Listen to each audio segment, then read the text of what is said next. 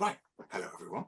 Welcome to the second of our spring season 2026 author conversations.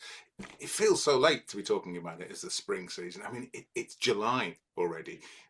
We did hope to do this earlier with Cal, but it was on the hottest day of the year, and she was caught up in travel chaos and I'm couldn't very make it along. sorry. No need to apologise, Cal. No need to apologise.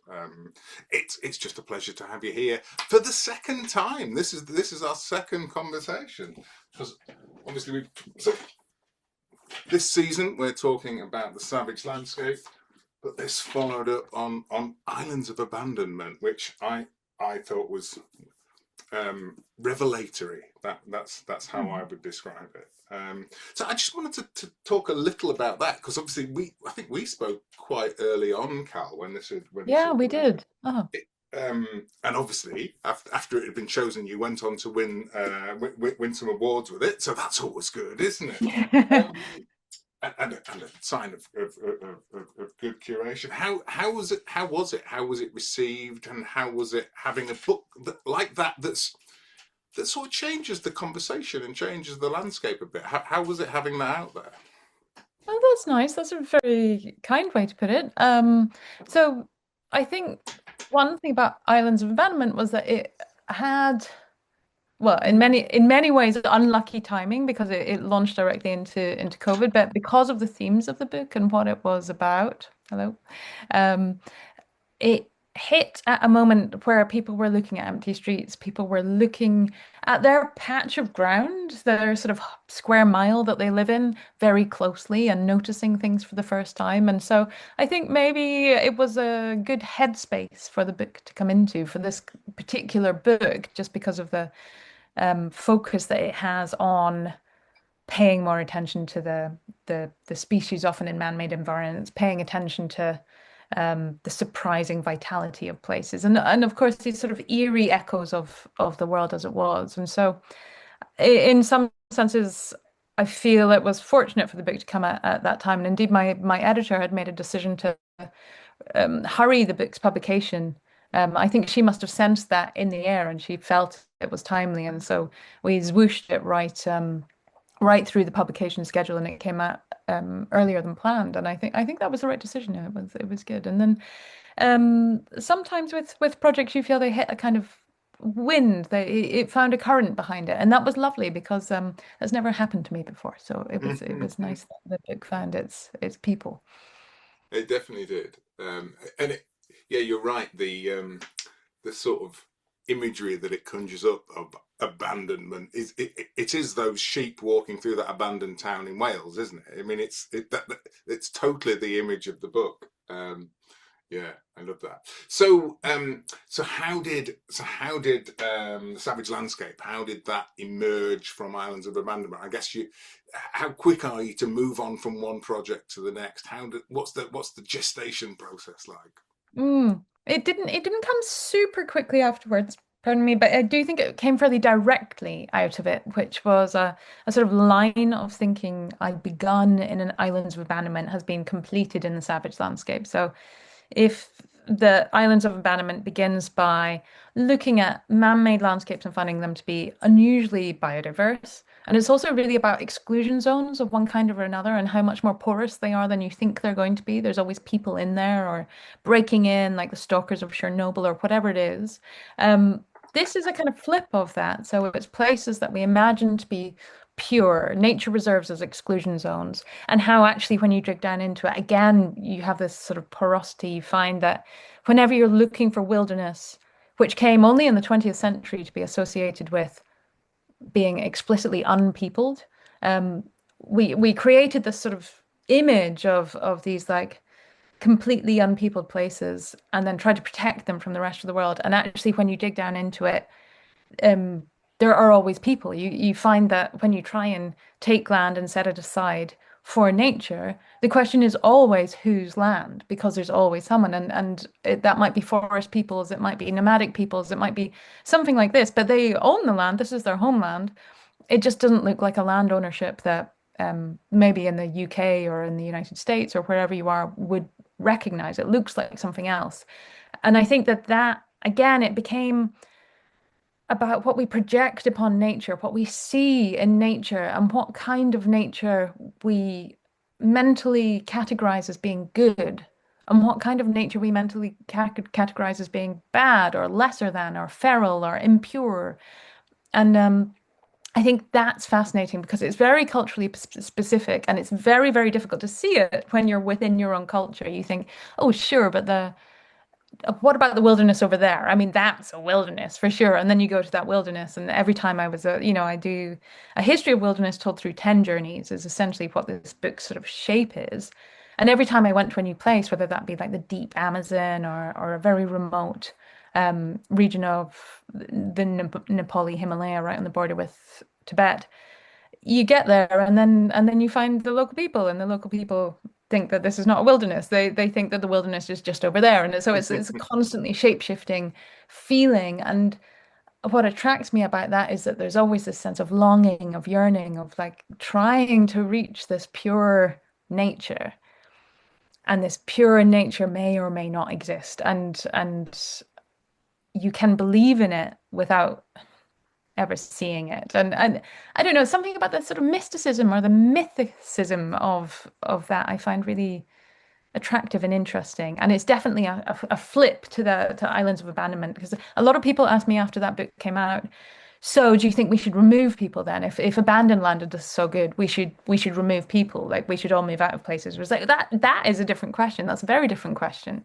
Um, and in fact, the removal of people is happening all over the world. And it's being done in the name of conservation already. There are, depending on how you want to define it, 10 million conservation refugees in the world, people who've been exiled from their homelands to save gorillas or to save tigers or to save particular mountainsides from looking untidy. And so I think all of it to me is one big project.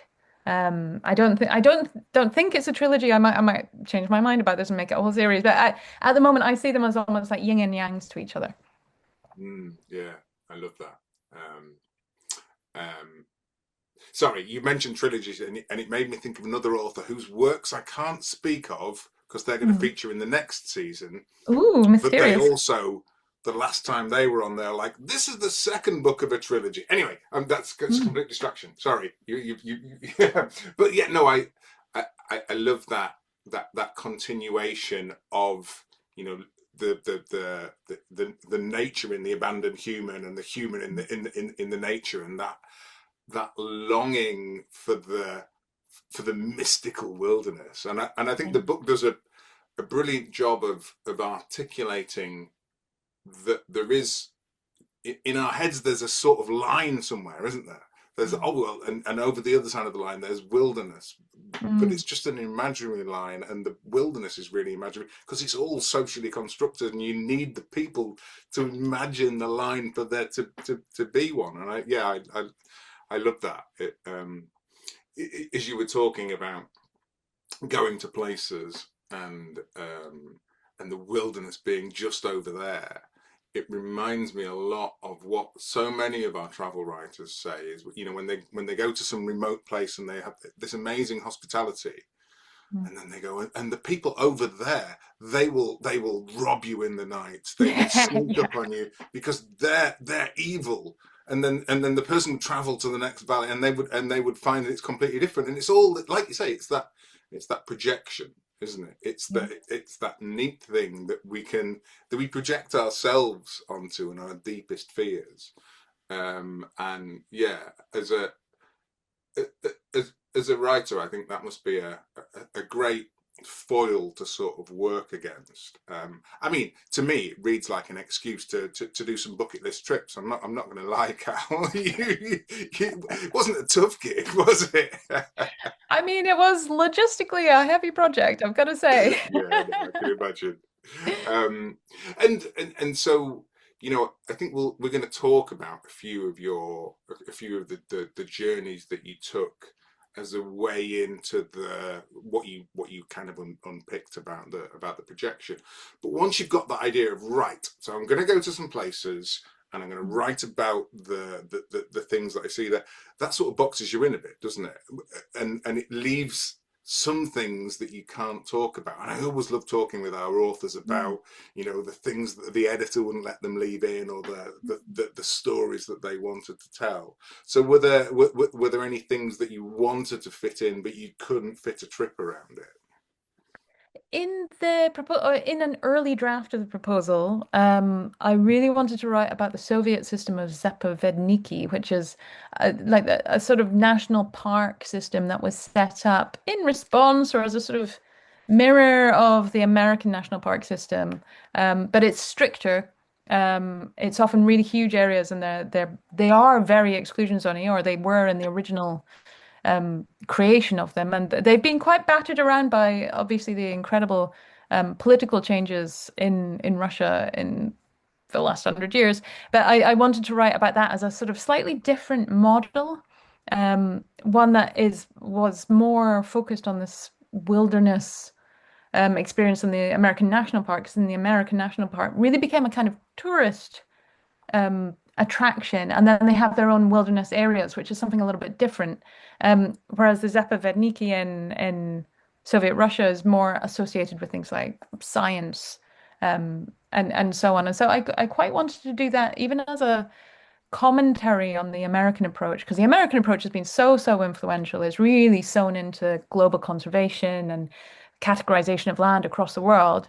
Um, but of course, I was putting together a proposal right on the cusp of the Russian-Ukrainian war, and it seemed even from the beginning that travel to Russia was not probably not going to be an option for some time. And so I decided not to do that. And I have this hope that I'll be able to write something about that, almost like a compare and contrast for different, like how big imperial models of wilderness preservation might be posted and thought about. Maybe a start point for that third book. um, so what about and I love that as that sort of that compare and contrast, the Russian sort of more exclusive. Let's face it, they have got a lot of land out there. Mm. It is and a fairly autocratic regime. So if anyone Mm. can keep people out of anywhere, it is going to be the Russians. And then the American version, which was sort of imagined to keep these places as pristine and obviously unpeopled, which ignores all the people who were there before the white settlers arrived. But you visited Yellowstone, and your experience was huge tailbacks of people on the way in, wasn't it? Absolutely. And I wasn't there in the peak of the season, and even so, the sheer number of people, it's a major sort of logistical worry for them. How do they stop? You can see this at the moment that Trump has essentially forced the abandonment of these timed entries that they had in particular national parks to try and slow the flow of people, to stop these enormous traffic jams that they get at the gates to the parks. And that has caused a huge ruckus because now people arrive in booms and gluts and busts, and um, I think it's interesting because that whole fight sort of presupposes this huge number of people are going to come. And that's not true of all American national parks, but it's certainly true of the really big ones, especially places like Yellowstone, Yosemite, the Smoky Mountains down in sort of Tennessee kind of area. That gets incredible numbers of people. And recently in spring, I was at Zion National Park, and it felt a bit like arriving to Coachella or Glastonbury or something. The tailbacks, the system, the going into the shops and coming out, everyone's coming out in their like Zion outfits, which is essentially sort of like wading through rivers outfits and big sticks, and everyone looks the same because they're all going to do the same thing. And it's quite for someone who's not used to that, I found it quite a confronting experience. I was there because I wanted to see the nature and the wilderness. And then I realized actually it was a real honeypot spot. And so instead of going into Zion National Park, we ended up doing a hike about 3 miles down the road, and there was nobody there, and it was incredible, and the landscape was amazing, and I had the experience that I was kind of going to the national park to have, but I couldn't have it in the national park because it's yes, they attract people, and part of the way that they fund the conservation of these national parks is through tourism and is through people coming in, and so the flip side of that is then they become incredibly busy, at least in parts. Anywhere that's close to a road is going to be um, really stepped on and unwildernessied. Mm. And I'm sure you had to resist the John Muir quotes, because as I was reading my head was ringing with John Muir. And we featured My First Summer in the Sierras a few years back. Um, but it's that odd counterbalance again, a bit like, this idea that wilderness places are remote, and then actually they're defined by people. There's that idea of, well, this is a place where you can go to get away from civilization, and yet Mm. so often when you go there, you're just confronted with a different version of civilization, and maybe a very narrow version of civilization. I think that's it. That was a sort of a perversity, I suppose, in trying to track down real life wildernesses. I find that the same actually with abandoned places, which is anywhere that's famous enough for being abandoned or famous enough for being a wilderness becomes an attraction in itself. And you see this unfolding again and again in history. Like you see these sort of brilliant desert monks and Russian hermits becoming known for their extreme ways of life and their like stripped back living and their the insight that they have because of their connection with nature. And because they're so unusual and because they're so connected with nature, people want to go and see them, and then they end up having to hire a secretary, and then they have to get people into a system so that, they have 10-minute slots with a hermit or whatever it is. It comes up again and again and again because of this incredible draw of the wilderness, and people who know about wilderness. And by pursuing it, you can sort of chase it away. And I kept finding that actually, that maybe that was a big lesson of my trip to Antarctica, was that the experience of traveling there and what you need to do to get there, um, made it a different experience. If you're, it made me appreciate more the small wildernesses or the local wildernesses, or I realized that sometimes this pursuit and all the travel and all the organization I needed to do to get there would eat into this sort of open communion with nature, which is what I was really doing it for. And so actually taking the pressure off and going somewhere less notable was where I would really find it and find that, I speak to this Nepali Lama at one point in the book, and he's living in a very remote spot, very high up in the mountains, and he says something like, "I live here, and the snow leopards come to me." And that, I don't know if he meant it metaphorically, but I took it metaphorically as this kind of an encouragement to put myself in the path of these experiences and not to pursue them as one would pursue, a white hart through the dark forest. You're constantly chasing these feelings away. And that has been a big lesson of my search for wilderness, I think. Wow, I love that. And it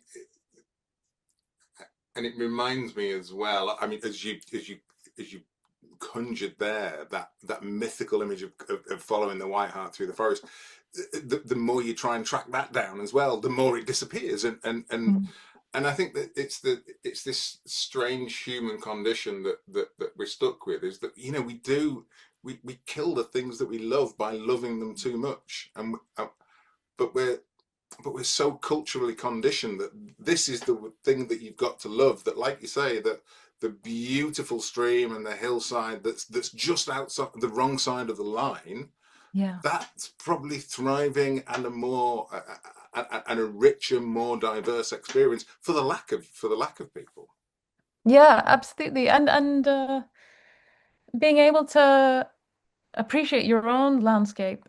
Um, so much of the wilderness concept is really baked in with this notion of the foreign, or um, sensing the foreign somehow. And so the wilderness to different cultures, if you look at examples of sort of wilderness stories in literature, they're always um, on the edge of the map. They're like they're outside of the safe zone, which is our home country or our home community, whatever that is. It's sort of beyond the circle of light, so to speak.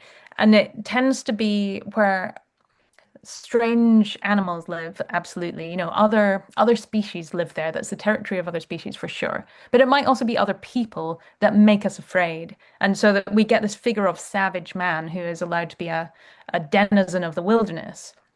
And that is all tied up with this notion of foreignness, of danger, of somebody else, somebody that I don't understand. And so people can be of the wilderness as well. And we see this bubbling up again and again. And I did find it really interesting if you look back at Egyptian hieroglyphs, for example, when they talk about foreign people, and they're writing it down, they preface it with a symbol for a mountain, which is a symbol that they use to say foreign. And so the mountain means foreign, and then they essentially say foreign people by adding the mountain. And in the European context, the word forest has got a very similar root to the word foreign. And Europe, the dark forest was the sort of culturally or more climatically equivalent of the Middle Eastern desert when it comes to wilderness. The forest became the desert, and people in medieval history and in monastic history always talk about how the forest is the desert, and so you can see this idea of the foreign and the wilderness being completely sewn together. And so when you're at home, you can see and encounter nature. Um, and appreciate all the different gradations of it. Sometimes you need to get yourself in a slightly different frame of mind so you can also see it afresh as foreign. And sometimes that can be a matter of simply paying more attention, or it might be staying really, really still for as long as possible so that species that you don't normally see start to come out. And then you realize that the foreign, the wilderness is all around us all the time. And I think that that's it. Like when, if you're looking for this kind of profound natural experience, um, you just have to push yourself to what can I do to make this strange to me? And then that can shock you into some kind of experience.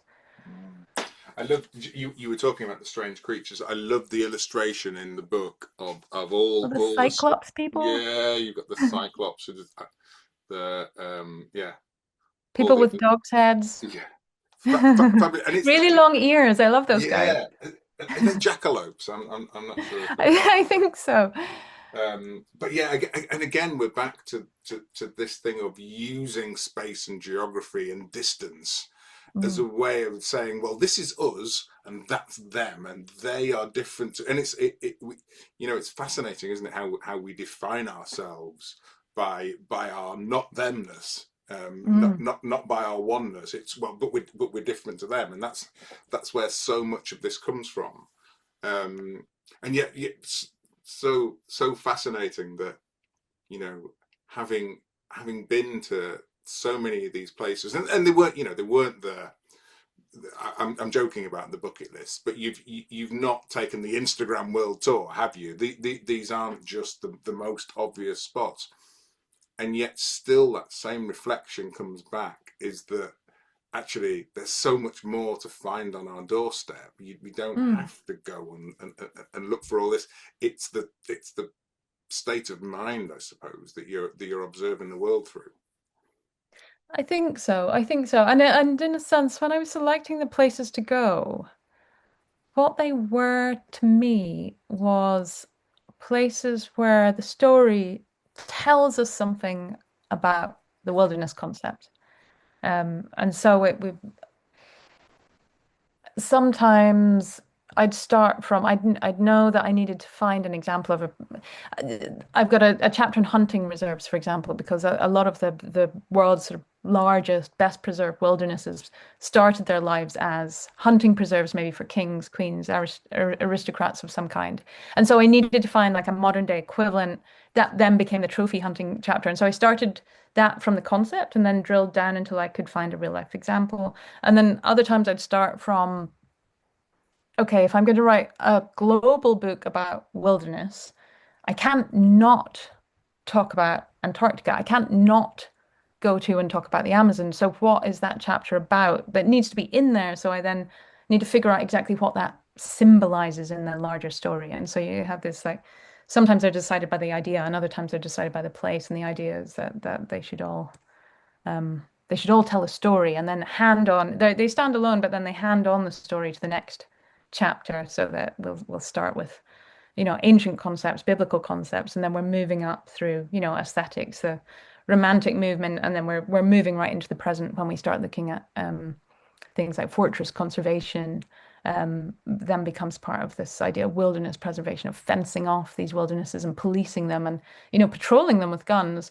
So that, following chronologically through time, I end up in the sort of late 20th century. And then there's like, right, so I need to find somewhere where they are still doing fortress conservation. I need to find somewhere where there is an indigenous group that is being kept aside from their homeland by people with guns. Does that still exist? Yes, it turns out there's actually a lot of examples like that especially in the Congo Basin, but also in large areas of Asia, lots of areas around the world, and the Batwa people of Uganda, Rwanda, Democratic Republic of Congo, are a really strong example, and so I ended up going there. But yeah, so it's a mix of trying to figure out what the story is and what it tells us at the bigger picture as well. And then I guess there's quite a lot of working through it whilst you're there, and the revelations that come and the connections that you start to see between the different stories that you're telling. Yeah, absolutely. Because what you don't want to have in a book like this is that the same story comes up again and again. Because of course, many aspects of traveling to a quote unquote remote or isolated place um, involve sort of similar problems, like how am I going to get there? Do I need to get a helicopter? Like what is this? And so and then you speak to people and they might have similar concerns about the logistics of their lives. But I can't just have story after story of that, of what it's like to read a map. So I think that is quite a big thing to think about early on, to be like, okay, so when I'm there, my time is precious. It's very expensive to go to very remote community in the Amazon, and also just for paperwork reasons, I can't stay there forever. So I've got to go in with a clear understanding of having read about the Yanomami people, if that's who I'm writing about. I need to have done quite a lot of research in advance so that when I arrive and I've got this precious time to speak to people and to take notes and to look around and to feel it, feel it on my skin, I need to be ready for that experience. But I also need not to have exhaustively researched it so much that I'm seeing it through glass and I'm sort of dead into the experience. And that is a real tightrope so that you can still be asking stupid questions when you get there. Because often when you ask stupid questions, you get surprising responses that if you thought you knew the answer, you would never have asked the question. I love that. I think it reminds me of whenever I'm planning on something, and I know a lot of friends are the same. The planning of it is so much like part of the trip, but equally I do actively try and stop myself doing too much. I don't, if I'm going somewhere, I don't watch all the videos of all the trails and this, that, and the other, because like you say, then you think you know what the place is. Yeah, yeah, yeah, yeah, yeah. I've seen that actually. It's not Yeah, that interesting. yeah. And then and you don't know what the place is. You're just projecting this image of what you think the place is because of what everyone else has told you. Yeah, that's fascinating. So in that spirit of not projecting too much, how did you find the trophy hunting in the Congo? Because it's for the the environment loving, maybe left leaning reader, it's a little shocking in some regards that it still goes on, and it's so embedded in the community, that there are so many willing customers. All of that was quite a shock. It feels like a throwback to a different era. Yeah, absolutely. And I think certainly the sort of end of the trophy hunting market that I managed to shadow. It's a very high end of it. It's the expensive end, and it's all really harking back to this sort of Hemingway era. So it does feel like that. You go and you set up on riverbeds and have a beer, and I don't know. It's got this sort of conviviality to it, and it's very much sort of set on this idea of what trophy hunting should be like. What's the experience? The people who are now trophy hunting, it's a different demographic in as much as it's no longer sort of British aristocrats in the main. I mean, they still do go because I've sort of heard of various aristocrats who would come and be in that area. Um, and also some Middle Eastern royalty apparently are very interested in trophy hunting. But by and large, the average trophy hunting client, it will be a Republican white male from America 60 plus, maybe 50 plus. But the people who've made their money and they're now ready to spend it, and it might be six figures on a 3 week trip, something like this. So I was interested in trophy hunting because I wanted to look at this sort of ethical quandary, which is, as I say, some of these best preserved places, however you want to define that, are trophy hunting reserves in one form or another, or they began that way. And they were set aside initially for the elite to experience wilderness. They wanted to feel wilderness. And so they might be riding for days. The kings would rule from the hunt and they'd get away from all the daily quarrels of court.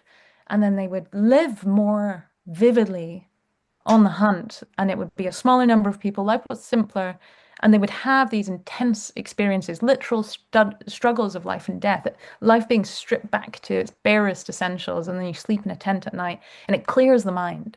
And so this is kind of the platonic ideal of the hunting reserve, and they do still kind of exist. And so I found this South African professional hunter who will take people out, usually one to one or maybe one to two, and he was called Paul Stones. And I had been putting this off for ages. I knew I wanted this chapter about it. Cecil the Lion had happened. Do you remember this? It was a Yeah, huge sort yeah, of global yeah. outcry about this lion that had been shot by a trophy hunter. And so just in the aftermath of that, I kind of thought, nobody's going to let me come. They're going to think I'm there to get them, right? So I'd been putting it off and off, and then I stumbled across Paul. I was looking at various places to go, and then Paul had actually put a YouTube video up in which he was sort of like, "Come and get me," like I'm all for trophy hunting, and it's for the environment. It's to save these animals. We kill them to save them because it's like a trolley problem. We have one, say, wild lion on the track, and then 1,000 on the other track. So which are you going to do? I'm in favor of killing the one lion to save 1,000. So that's how he sees it. And he's quite straightforward about it and wanted to get his view across. And so as soon as I got in touch with him, he was like, "Yeah, come. In fact, I kind of know two guys who are coming in a couple of months," which was perfect timing for me.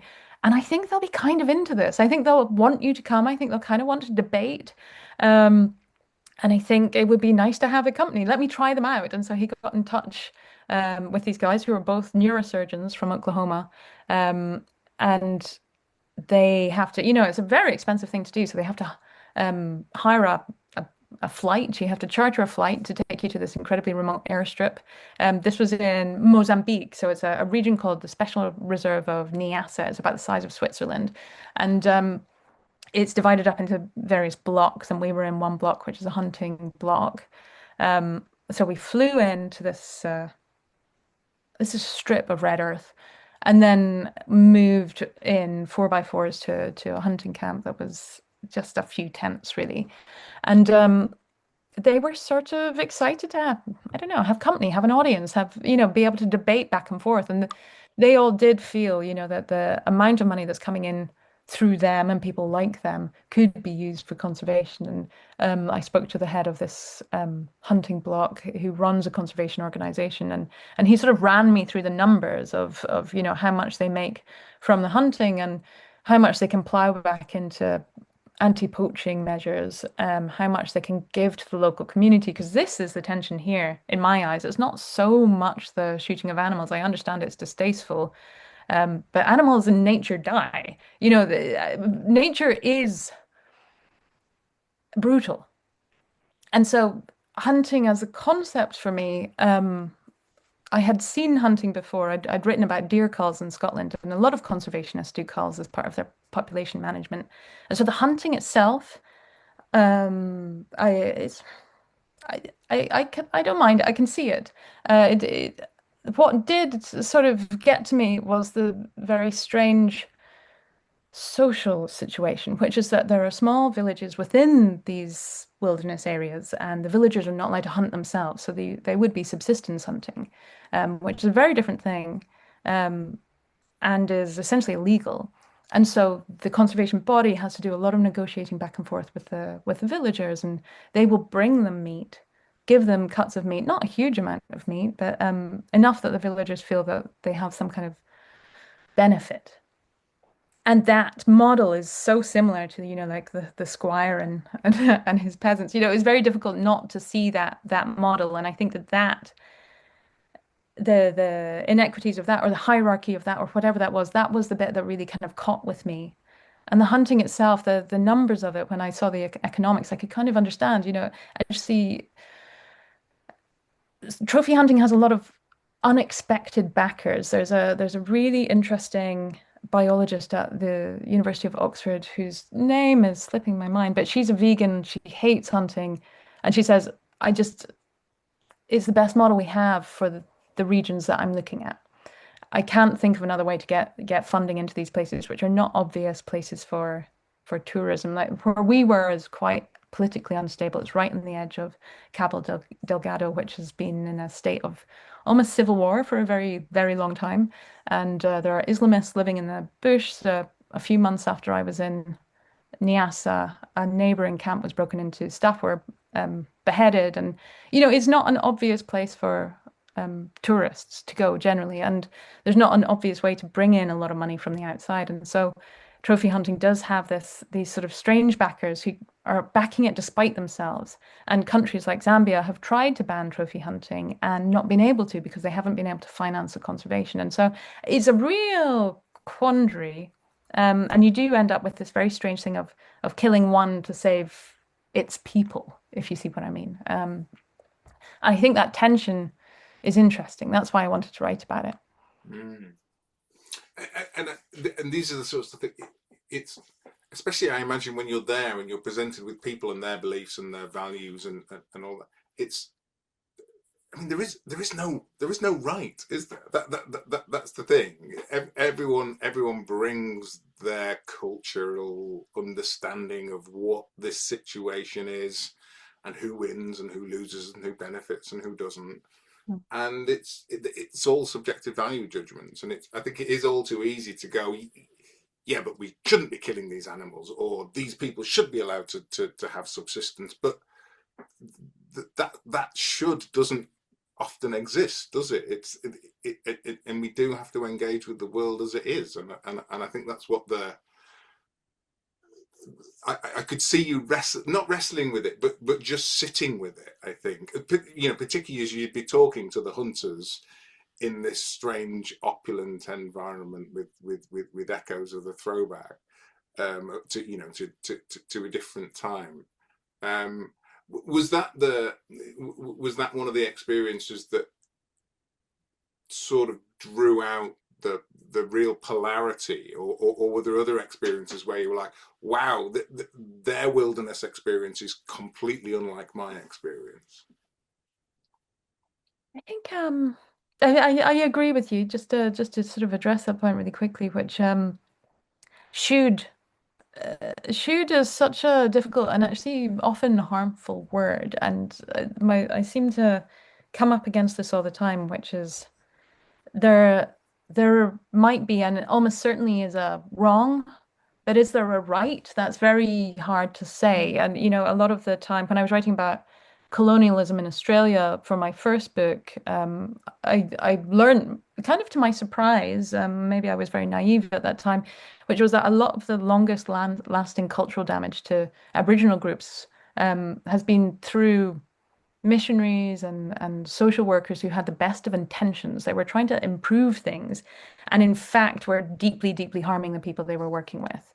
And I think that I can see that sometimes in the way that we deal with the environment, which is that we think um, something should be like this, or it should be like this, and so we act, and we have unexpected consequences all the time because we're dealing with either other people who don't want us to do this, or we might be dealing with other species that also have their own agendas and respond in surprising ways. I mean, we see this, for example, with invasive species, like as a concept, is a really interesting one because our actions have caused these knock-on consequences that spiral out of control. And so acting with good intentions is neither here nor there a lot of the time. It's really like what is the effect? That's the question.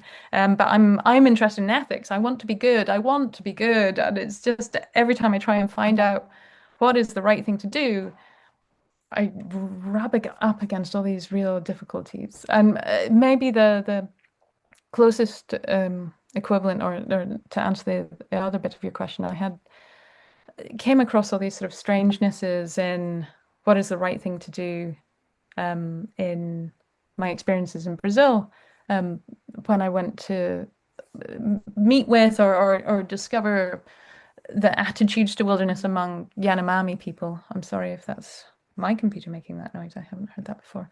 Um, uh, so I went to speak to a group, the Yanomami, who have become sort of anthropologically famous through a very controversial book called Yanomamo, The Fierce People. It was written by Napoleon Chagnon, an American anthropologist who managed to describe or summon this image of the Yanomami people as being incredibly fierce, truly savage, like in this like historical sense of the word, the nightmarish people that were being imagined by colonists all the time. And he wrote a book when he was essentially like, I found them, and it's the Yanomami.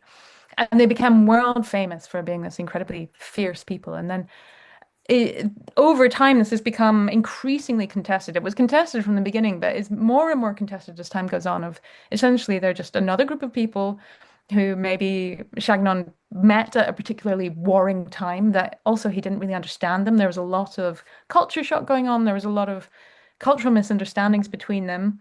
And yes, there's also probably a cultural aspect in which the way that the Yanomami express themselves might seem to an outsider to be aggressive at some time. So all of these things are tied together. Some of it's true, some of it's imagined, a lot of it is exaggerated.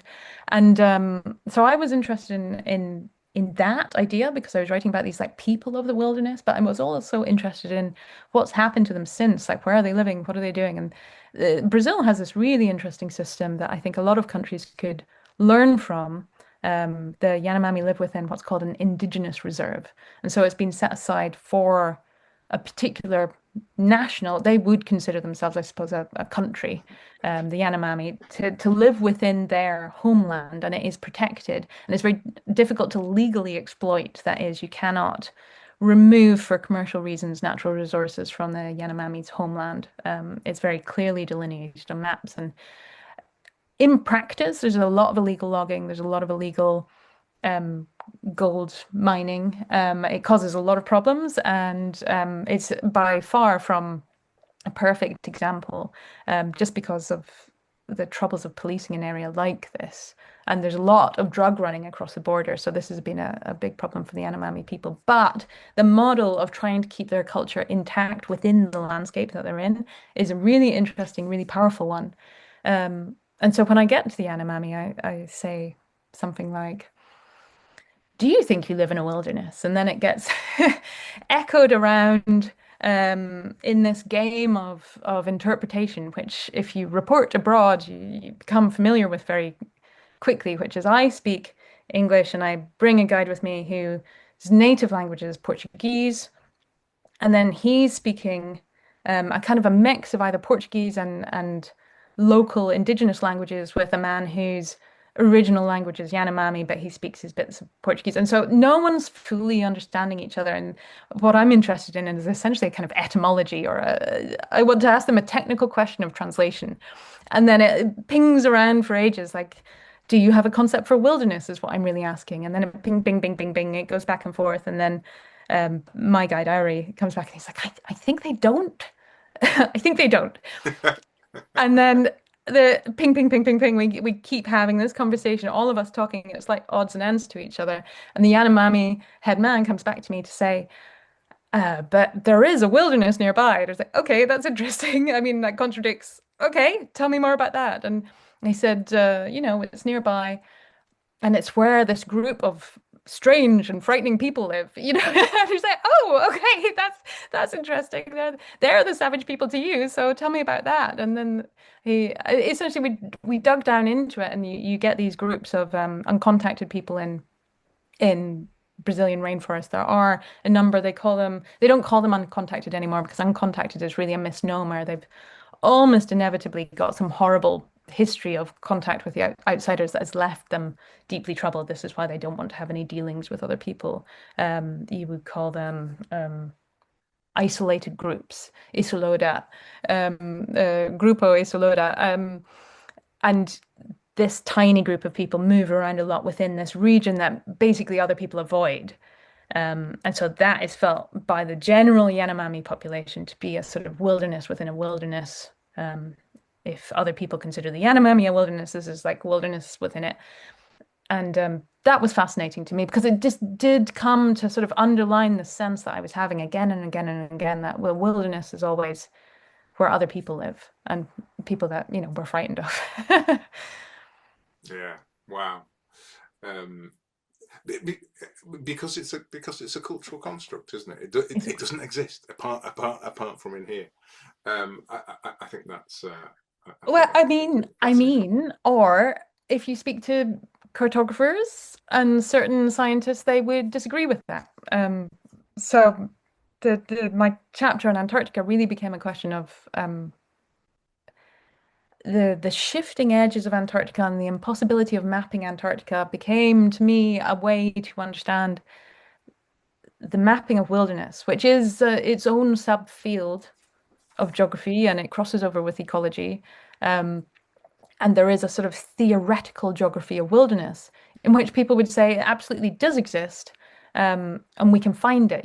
Maybe it's on a spectrum. We've got real wildernesses at one end, and we've got car parks and suburban, well, urban landscapes on the other end. And then we can categorize all places on Earth as somewhere along the spectrum, which conceptually, I guess I kind of agree with. I kind of agree with. And then they draw up maps which are infinitely contestable because they start saying, okay, well, this is a wilderness. This is a wilderness.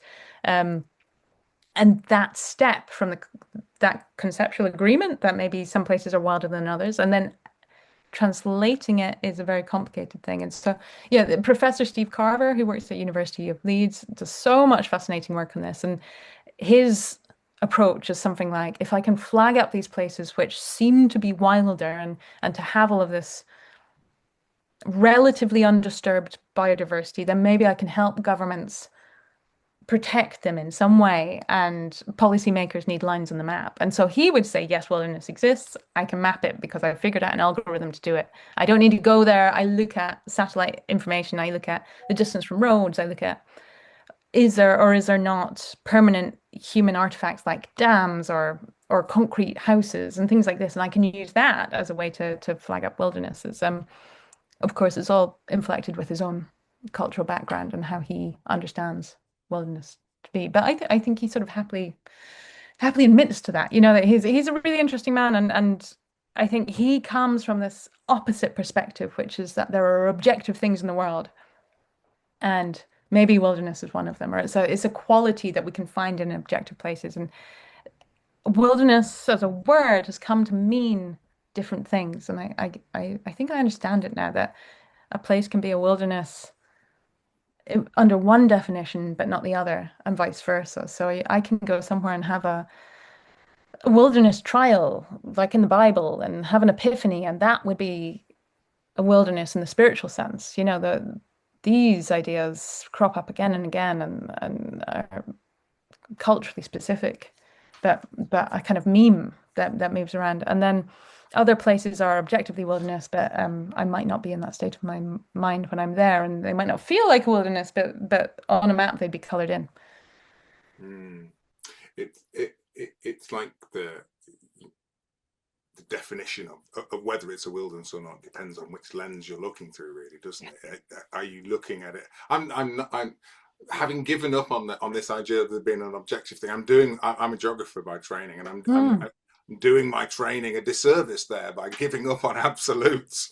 No, there isn't a line on the map. But I love that that wilderness of the mind that is a place where you go to have that pure natural experience, and I think those were my favorite bits of the book, I guess because I'm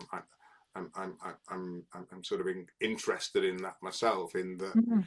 how you can use an experience in the natural world to reconnect with things that are important, and to slow down and notice it. And I Mm. loved, both the Nepalese lamas and the desert monks of North Africa as well, just for that dedication to that is unattainable for most people. Of I am. It doesn't matter how close it is to a road. If I can immerse myself in this river and discover something of the divine, then it is a sacred wilderness, Mm. and I think that was that was fascinating to me. Did as you were meeting these people, did you feel that you could share something of that experience, or did you feel that their total immersion in it sort of precluded you of having a similar sort of experience? I think even for people who are immersed, the experience is largely elusive. They're just throwing themselves off the path of it. You know, it's a bit like make your own luck kind of thing. If you're a desert monk, I speak to this man called Salib, and he's checking his iPhone, and he's actually got, running a monastery is complicated. He's got a lot of HR problems on his hand, all of these kind of things. He's very immersed in the everyday, even though he lives in the desert with a group of penitents, they live in a desert fortress with a natural spring, and they live on bread, and nevertheless, most of your day is not in a state of rapture. It can't be, but he's ready for it. And the same with a monk. He when we arrived, and we had to wait rather a long time before he got back because he was hanging prayer flags on the top of mountain. And like this is his daily work. He gets up and then he's got to organize where his flags are, and he's got to check he's got enough food to survive. And living in a very, very isolated spot is a lot of work. If anyone's run a small holding, they will know that. He spends a lot of time weeding. Um, and nevertheless, he's there because the moments come up, and he gets a lot of them in comparison to the rest of the country. And so, yes, I would have these glimpses on the road. Much of my time on the road is spent taking notes, discovering, taking photographic records so I can reconstruct this later. It's thinking up clever questions to ask yak herders about their relationship. Do they believe in wilderness? Do they have a word for wilderness? All of this kind of thing. So you're going down the plug hole all the time in your own head, and yet you're trying to throw yourself in the path of these moments that come unexpectedly. Um, what the monk said, the snow leopards come to you. And I think I had a kind of moment when I was walking with a group. We were going up into the mountains. We couldn't get further, couldn't go all the way to the end of the trail and onwards to Tibet because the early snow had blocked the mountain passes. And so we were high in the mountains, but we kind of walked up there anyway. That's why we were there. Way high above Lake Fixundo, which is this incredible sort of electric blue. It's so high altitude and it's so pure. There's no real minerals or germs or growth in this water. It's too pure. It's come straight out of the snow, and that means there's no fish. Nothing can live in this lake. It's too pure for life, and you're really feeling like you're close to this sort of certain Buddhist um, teachings talk about like the pure place. It's a kind of nirvanic place, and you feel like maybe you're on the edge of it, something like this. And so this, of course, is projection. It's my projection, but what it is it's preparing the ground for some kind of wilderness experience. And then I get fed up. I'm walking in a group, and people are talking and muttering between them. And I don't want to be talking and muttering and having gossip or moaning about shoes or whatever it is. I'm ready. I can feel myself on the edge of this place. And so I let people walk on. And then I just sit there on my own, and a bit of me is like, "Is this it? Is this it? Is this it?" And a bit of me thinks it is. And I think sometimes you can have these experiences and they whack you over the head. You're being chased by a bear, something like this. And then other times they creep up on you, and you aren't sure where they started and where they stopped. Um, but there's something in the movement of the wind through the valley and the way you can hear it, or there's the the way that above these condors are moving, a kind of vulture actually moving overhead and swooping, and then they come down, and actually I'm above them and they're flying below them, and there's something in that. They're like ice skaters, and I can hear the movement, the wind dies down, and then suddenly I can hear like tiny things moving in the vegetation miles away. It's echoing down the valley, and I think this is it. You know?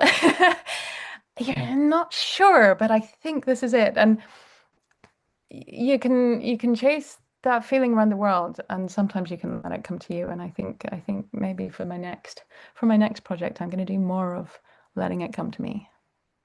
Wow. Is this it? Yeah.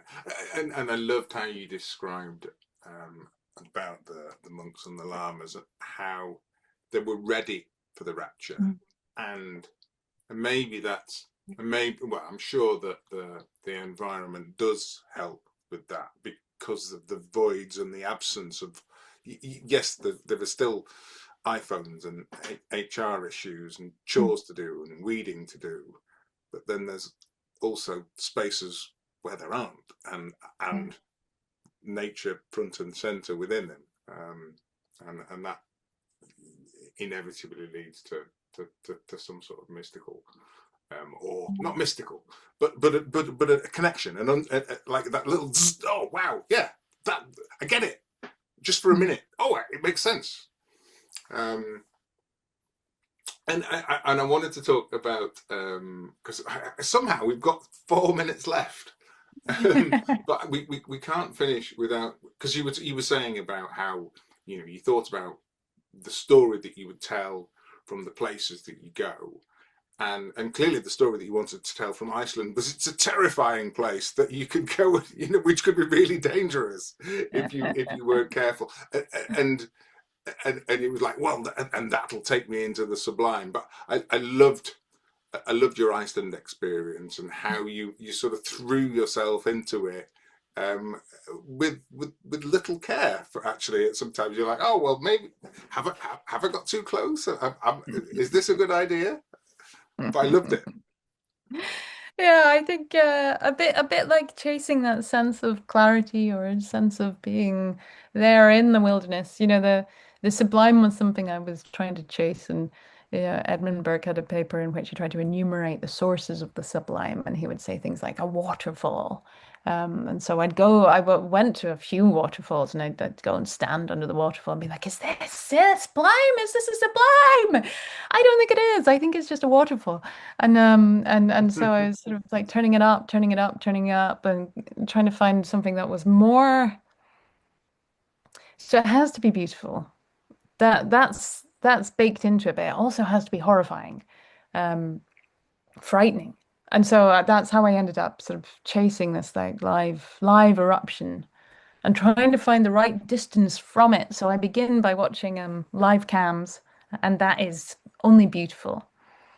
And then it becomes I go to Iceland and I'm in the helicopter, and that maybe is a sublime because I'm scared, but I'm also it's almost like titillating. I'm like excited. So like we're going above and we're dropping down below it, and I'm somebody else is flying, and helicopters are kind of safe, so probably I should have stopped there. But then I had this like sense of like I not enough, and so I ended up going in person, and then I kind of blew straight through the sublime and came out the other side when it was only horrifying. Just I don't know. It's something about when I'm writing or I'm thinking about writing or I'm exploring or I'm looking for these ideas. I think different people excel at different things. Often people are really good at interviewing or they're really good at this or that. And then for me, I find I need to go to a place and horrify myself. I think that my willingness to do that is part has become part of my personal style. I don't know, can this be sustained? I don't know, but it's what I'm chasing all the time when I'm chasing wilderness. I'm chasing this being on the edge of something, of comfort. The wilderness is uncomfortable, and so I had to every time I went anywhere, I had to go until I really wanted to go home. And that's what happens in the wilderness quest. That's the shape of the narrative, right? Your classic wilderness quest. It's existed as long as written literature has, which is you go into the wilderness and you come out changed.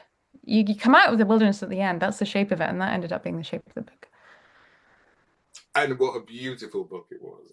Mm. And I think for us as readers, we come out of the book changed as well, because I think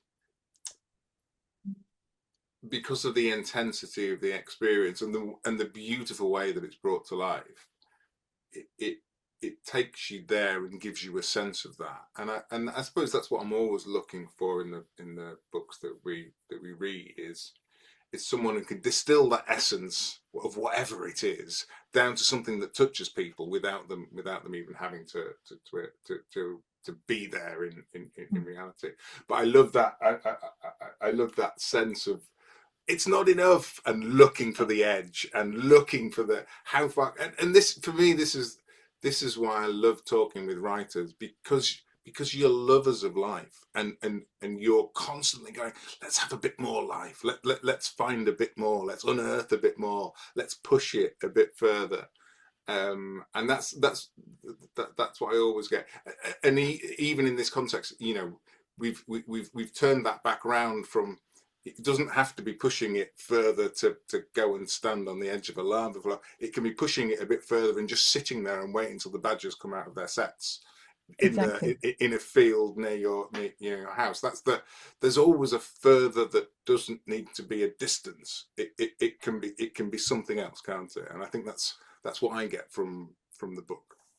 100%. You can invite it in and it might be something approaching you, You don't have to. Yeah, it's my big takeaway. You don't have to chase it to find the edge. It will come to you. The snow leopards will come to you, if you're patient enough. Well, Cal, it's been an hour. I don't know how we've done that. Just pages and pages of stuff that I wanted to ask you about, but it's been beautiful. Thank you so much. Thank you for the book. Always a joy to talk to you, Tim. Thank you so Thank you. much for Well, having me. no, it's my pleasure. Thank you for terrifying yourself on the edge there and capturing, finding such a beauty. We're back to the sublime, aren't we? The beautiful picture of that lava flow there with the snow. It just makes it. It's a fab cover. It must be really good. So, well, we're all on tenterhooks for issue 3 of the trilogy, whatever it may be. I'm thinking yin and yang. I'm thinking two and done, but we'll find out. I'm not gonna keep pushing it. Well, it's whatever it is. I look forward to it. Thank you, Cal. It's been a pleasure as ever. I should say, I don't know if it's, where is it? Look. So Cal sent me a little note when she published the book. I got a little note that said, "Hello, here's a copy of my new book as discussed. I do hope you like it. I thought it might appeal to your readership. If you agree, let's do something." And this is us doing something. So thank you for the note, Cal, and thank you for being with us. Yeah, it's an absolute joy. This is why I love doing it, because it's so lovely to chat with you. There we Great to go. see you. Thank you. Thank you so much.